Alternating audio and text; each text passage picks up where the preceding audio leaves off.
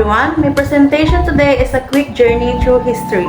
We're looking at how the Philippines became a top travel spot, starting from old trading days right up to modern digital travel.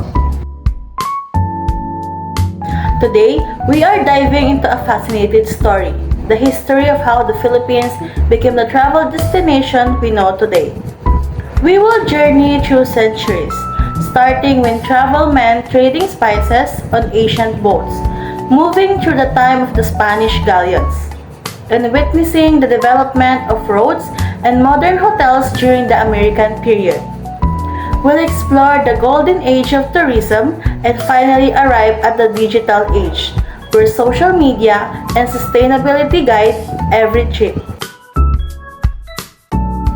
So the first slide is early beginnings in Spanish era. Magellan brought first European guests. Galleon trade linked east and west. Merchants traveled for business deals. Rich tourists viewed colonial buildings. Our history of tourism started very early. When Magellan arrived, he brought the first European visitors. Later, big ships called galleons connected us to the west, which brought in a lot of merchants and traders. By the 1800s, rich foreign guests started visiting just for fun, enjoying our nature and beautiful old buildings. The next slide is American period and revival. Americans built roads and bridges. Better transport helped tourism start. Nation rebuilt after the war. New ads showed Filipino culture. This was the time when travel became modern. The Americans built better roads, bridges, and ports, which made it easy to move across the islands. After World War II, the country had rebuilt everything. But this time was important because we started telling the world about our new national culture and began advertising travel to bring visitors back. The Golden Age, 1950s to 1970s. Planes made island travel easy. Luxury resorts opened for tourists.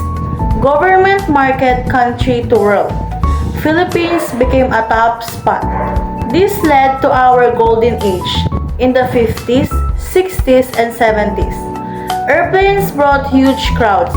Luxury hotels opened up, and the government spent money marketing the country to make us a globally famous destination. This was the big growth period. Air travel got cheaper and faster, so lots of people from America and Europe came. New luxury hotels and beach resorts were built just for tourists. The government started spending money on huge marketing campaigns to make the Philippines famous as a top place to visit in Southeast Asia. The next slide is challenges and resilience. Politics and storms cause problems.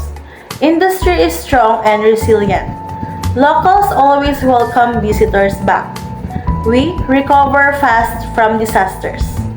The travel business has faced hard times. We've had to deal with political issues and big storms.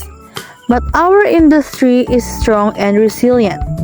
The Filipino spirit is to always stay welcoming, and we always recover quickly from any disaster. The tourism industry has faced tough moments, like big political changes or natural disasters, storms and earthquakes. But Filipinos are very strong and resilient. The industry always find a way to recover quickly because the local people are always ready to be warm and welcoming to guests. The last slide is the digital era and future. Social media helps find spots. Travelers want to help nature. Visitors seek real local life. Digital tools make booking easy. Now, we are in the digital era. Social media is how people find and choose their vacation spots. Travel companies use the internet to make booking very easy. Because people care about the world now. There is a big focus on sustainable tourism, meaning we protect the environment and support local communities while they visit. In conclusion, from old trade ships to online booking, the story of Philippine tourism is one of the growth and great welcome. That's all my presentation. Thank you, ma'am.